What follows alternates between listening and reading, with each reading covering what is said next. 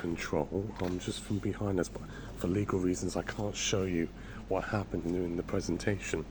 It was fairly simple really. I just had to stand there behind the booth. I put my right hand, my front fingers, not my thumb, my index fingers, to read, and weirdly enough they still stamped my exit passport, which is quite funny. I would have thought it would have been more digital. I even asked if they had those terminals where you press the button saying, are you here for travel or work, you got health insurance or something like that, but they said Sverige or Sweden doesn't have that installed, but other countries might, like let's say probably France or the Netherlands, but that remains to be seen.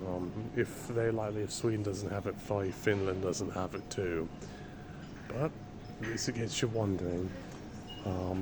It wasn't as bad or scary as I thought, and the lines didn't take as long as I would have expected. In fact, the lines actually in total probably took me less than 10 or 11 minutes overall, and finally I'm thankfully heading to my destination, which is at London Stansted. But if I had an Irish passport I wouldn't have had any of this problem. I just would have said, oh, where are you going to? Oh, going to London Stansted. This is my passport. And it says, it's Europa Pass, which is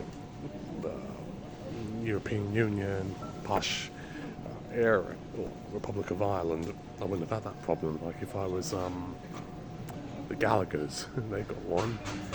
Graham Linehan, but unfortunately he was detained at Heathrow because of some inappropriate stuff he said on tweets.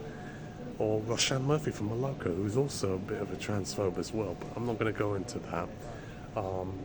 But as far as being, threatened by EES is concerned, it shouldn't be too scary. They do take in biometrics.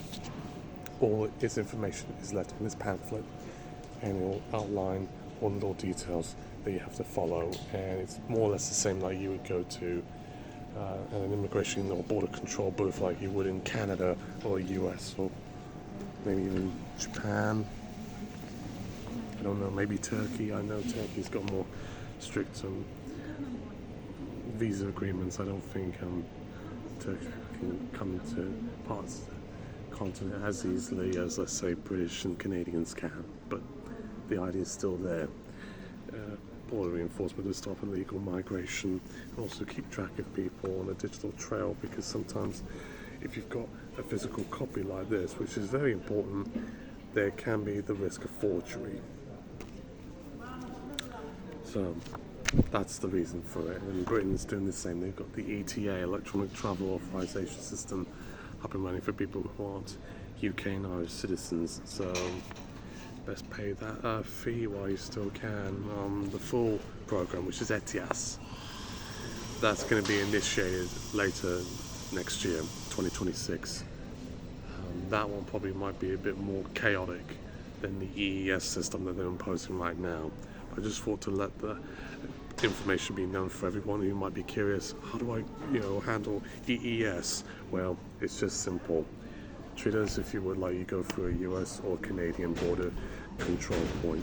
You get your passport stamped, you explain your reason for your travel, or you going to and back, and whether they stamp it or not, Sweden did, but some others probably won't.